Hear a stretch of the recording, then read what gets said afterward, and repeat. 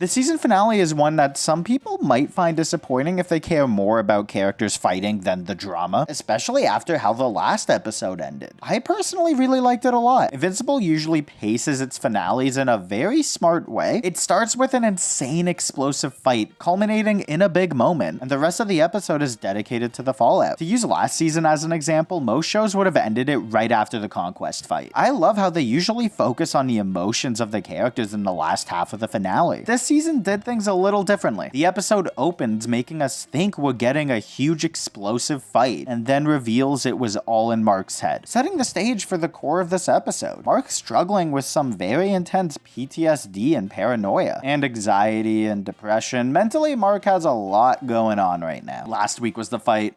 This week is the fallout. If you're new here, hi, my name is Matt. I've been recapping and analyzing every episode of Invincible after they air. If you want to get caught up, I have a playlist right here just for you. If you've enjoyed any of these videos, feel free to subscribe and drop a comment ranking all of the episodes of the season. Feel free to do a season ranking too. If you're fully caught up and commented all of that, we can jump right into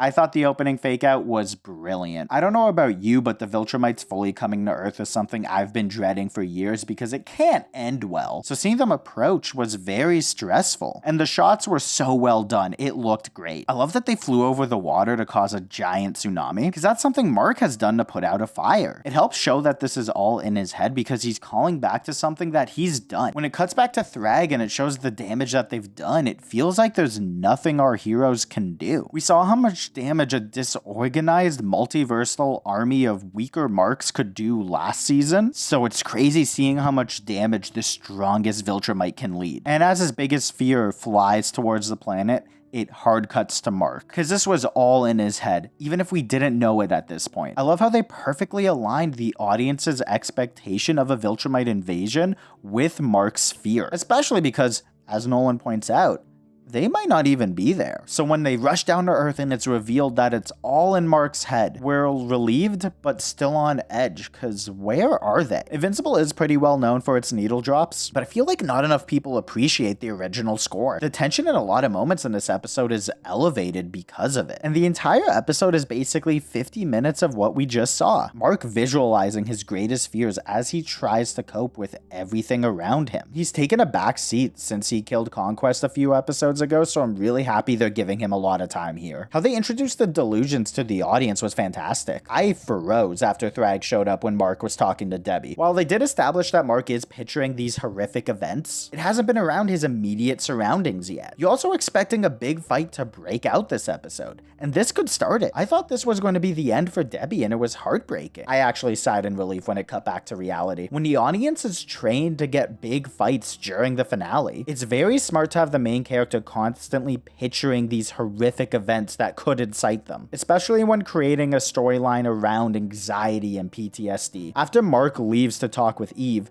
Nolan and Debbie chat. Every scene Nolan has had with somebody on Earth was great, and this one is no exception. Nolan is really trying to reach out to Debbie to show that he's changed. He learned the value of forgiveness and knows that she believes in rehabilitation. Deep down, he thinks he can earn her love back, but he's really neglecting to factor in Debbie's emotions towards him. He may have grown her heart, but he hasn't done enough to prove that to her. All he's done is take her sons away to fight a war and then left one of them on an alien planet, which is something she's very clearly not happy about. Look how she reacts when he dashes around her. While I think his apology from a few episodes back was good, when she is still flinching around her, he can't be pushing her like this. I actually found him like a little annoying in this scene. After all he's learned, he's still failing to understand why she can't forgive him yet, and you can tell he finds it frustrating. It's up to Debbie when you can be forgiven, Nolan, not you. My only gripe with this scene is that Nolan says Debbie really believes in rehabilitation and taught him the value of it, because I don't think they've talked about that at any point, right? So it kind of feels like it's coming out of nowhere, or I'm forgetting something from season 1, which is on me. Zoe and her father's relationship seems fun, but much like with everything related to her this season, we didn't get a lot of it. I really hope they give her more stuff to do next season. Mark and Eve's segments were also very solid. It needed to start with Eve talking about what she's been doing, given that the last time we saw her, she was pregnant. And we don't need to see Mark constantly explaining what happened to everybody. She mentions that her powers started working again, and given what caused them to stop, that can only mean one of two things. So at any point, you're expecting her to tell Mark what happened over the last 10 months. It's a tough conversation for her that she put off having before Mark left, but she's still not ready to have it, so she doesn't tell him yet. As a result, Mark goes into greater detail on why he's not okay. At any point, the Viltrumites could just attack, and there's nothing they could do to stop him. Like, the next time Mark is triggered, it's after William asks, where are they going to go to now if they don't have a home? And showing Anissa killing William here was really smart, because she's actually jumped him while he was with somebody he cares for. It's to show that his trauma isn't just from the war, it's everything else too. So far, this might be one of the best depictions of PTSD in a superhero show. I just wish that Rick didn't say "in the mirror" at the end of the scene. It should have ended with his facial reaction. The line is a bit too handholdy for me. I'm upset that Debbie and Paul broke up, and it was off screen. I get that that's something that has to happen for her to go to space and as a part of Nolan's arc, and I was really hoping it would end with her forgiving him but them not getting back together. At least I'm assuming she'll forgive him after the space trip. I think I would just greatly prefer if she forgave him and was happy without him. In the next scene, Eve finally breaks the news to Mark after another bout with his delusions. At this point, it's definitely all in his head. It's the third time he's pictured a loved one being killed, and it's all played out the same way. Everything always happens in threes. It's a rule for a reason. I guess the Anissa one is a little different. He has the same look and everything is constantly shifting in and out of focus. After he snaps back in, Eve tells him what happened with her powers and the pregnancy. And this was something I wasn't expecting to happen. Usually shows and movies rarely tackle this subject because it's so controversial. There was a whole genre of comedy in the 2000s dedicated to people going through unwanted pregnancies. But there's not as much that covers what Eve went through. I can't think of anything off of the top of my head, and I think they did a good job of depicting the aftermath here. It was something that was hard for her to go through alone, and that part of her emotions is what Mark hones in on. He takes the blame. He feels awful for making her go through that alone, and he gives her his full support. My only issue with it is that it more so looks at it through Mark's perspective than Eve's, but that's also because hers happened almost a year ago. I do think art is a great avenue to have conversations like this, and I wasn't expecting this show to tackle such a serious subject. I'm curious how the comics go about it and how the rest of the show will handle it. I do think the only thing that was missing from it was a bit more of Eve's perspective, but I think that's just because they're more interested in tackling the emotional aftermath than the mental toll of the entire process. That whole thing was followed up with a scene that I didn't know I wanted. Cecil talking to Nolan. I don't know why I didn't think about this before. I guess now he's willing to talk because he's somewhat confident that Nolan isn't going to rip his head off. It's very impactful to have this conversation set where Nolan did his iconic speech. It's a place that's very important to his arc. Nolan hasn't fully grasped how much people fear him, so I'm happy Cecil just comes out and says it here. This is a very important step for him. Cecil is truly the GOAT in this scene. He confronts Nolan's selfishness by asking him if he's apologizing for what happened just here or on the planet in general, agrees that his apologies mean something, but it's not enough, and then he has a valid crash out about the war where he has a really good line about the Viltrumites. Cecil knows how screwed Earth is, and him ending it with that line. Nearly died 2,341 more times, and then we can talk. It was such a bar. Nolan is pretty beat down at this point, as he should be. I think next season is where his real growth will begin, but I'll get to that later. I like how much Mark is torn up about leaving Eve at such a tough time. He's not okay right now, and him abandoning Eve is icing on the cake. Along with the idea that he might have to leave her again. I think he was about to break up with her here. His relationship with Amber ended because his lifestyle was hurting her, and him leaving at such an inopportune time shows him that he's doing it again. But Eve stands up and fights for them. She accepted this life and wants to live it with him. That's what they have to deal with when they have powers living in this universe. And I think that choice might be a core part of Mark's arc in the next season, alongside dealing with a lot of his mental issues. One thing I definitely wasn't expecting in this episode was Debbie leaving Earth to be with Oliver in space. I guess they have to get Debbie off Earth for some Viltrumite related reason. I'm so excited to see aggro Debbie dealing with Nolan's arc next season. We get a little bit of it here with Nolan trying to get Debbie Debbie to see the view, and him reaching for her but pulling back. I don't know how I feel about Debbie and Nolan getting back together, but at the very least, I know I'm going to enjoy watching Nolan try. Shortly after they break that rule of threes, by having Mark envisioning Thrag killing Cecil, and saying that there's nothing Cecil can do. After seeing the immense power that Thrag has, it's really smart to have him be the messenger for Mark's deepest fears. Look at what he says before imagining him killing even Debbie. This is the smallest repayment for what you did to us. Did you not imagine there would be consequences for everyone you love? All of that is what's keeping him up at night. You can't have Thrag physically stand in Mark's way a lot. He's too strong. You can't have him pulling this out in every episode he's in. But if he is the final boss, this is a great way to keep hyping him up. Apparently, we're like halfway through the comic run, so we got some time until they fight again. A lot of next season is going to be Mark taking care of his mental health because he's not okay. Mark then goes out flying because Eve tells him to. Why go for a mental health walk when you can go for a mental health fly? And it abruptly ends when Mark has another panic attack about Thrag. Except this time it's real. Flashes of all of the triggering events play. Mark charges at him and accomplishes nothing. Thrag doesn't even flinch and he tells him to stop. He plays into Mark's fears, tells him all the reasons why he should destroy Earth, but then throws him a curveball by echoing a line Mark had with Conquest. He sees the future. And oh my god, what he tells Mark is way more scary than just invading. They're not going to kill everybody.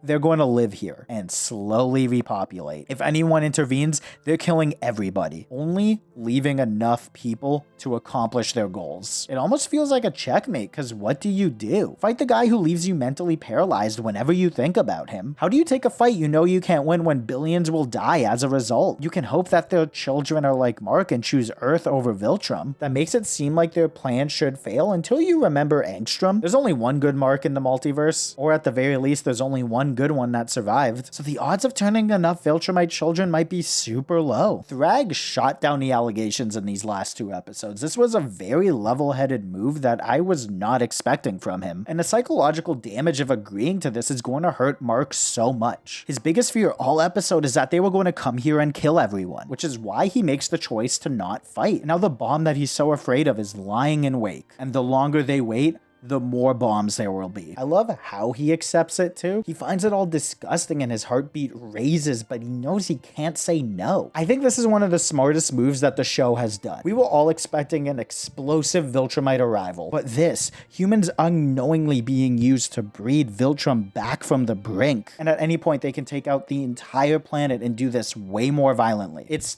terrifying. Especially if you're the guy that proved how much a human Viltrumite combo can work. And how the scene ends was brilliant, with Thrag mentally torturing Mark by telling him he is Viltrum's savior, and then following it up by telling him that all he did was save the life of every living thing on the planet. Great mind game on that one. The very end of the season sets up something massive. Thetis' message to Alan really shows how much of a maniac he was. The perfected Scourge virus is something that could have made the whole Viltrumites on Earth thing a non-issue. Get Mark off planet, drop it down, GG easy. Now go find and kill Thrag. But Thetis reveals one important detail he withheld in episode 2. It doesn't just kill Viltrumites, it kills everyone genetically close to them. You know, anyone who could breed Viltrumites back into the universe. Next season is going to be so good. This may have been a calmer finale than what we got in seasons past, but we got a brilliant exploration of Mark's damaged psyche and 2 big bombs for the future. I cannot imagine how next season will play out, and I'm so excited to see it. Ever since that episode aired, I kept imagining what it would be like for the Viltrumites to live on Earth. I'd watch a show in the style of What We Do in the Shadows covering it. What's Lucan's day-to-day like? Someone's definitely having a blast already. Do you think Thula forgot to take the knife out of her hair? I bet it took her a few weeks. Overall, this season was very good. So let's rank the episodes. 8 is episode 4, Herm. It was fun, but it took way too long to say way too little. It could have used a lot more B-plot. 7 is episode 3, I Gotta Get Some Air. It came at a time where I wasn't invested in the street level stuff because there was such a big threat around the corner. But now that the Viltrumites are just living on Earth, I think I might have some room to care about this stuff. 6 is episode 1, Making the World a Better Place. It was a great episode to set up the whole season. 5 is episode 2, I'll Give You the Grand Tour. A real fun episode with some great character moments. It was the best out of the 3 episode premiere. And honestly, with this one onward, they're all bangers. 4 is episode 6, you look horrible. I wasn't expecting to enjoy an Oliver-centric episode so much, let alone that episode being the weakest one from the back half of the season. 3 is episode 5, Give Me a Moment. This one could swap with number 2 depending on the day. It had a lot of fantastic character moments that I've been waiting years to see, alongside the most disgusting thing the show has ever done in its most brutal fight. 2 is episode 8, Don't Leave Me Hanging. I loved what this episode did with Mark a lot. It's Stephen Young's best performance in the show so far, and same thing with Britta. He did a great job of sounding utterly demolished the entire time, and she does a great job in her more emotional moments as well. And my favorite one of the season is episode 7, Don't Do Anything Rash. It concludes what I'm guessing is the first part of Nolan's arc. He's done good for him. He's able to forgive himself. He completed that part of his journey by turning down Thrag and blowing up Viltrum. He's choosing to do good, and I'm excited to see him grow. And didn't you see the demon impact frame from that episode?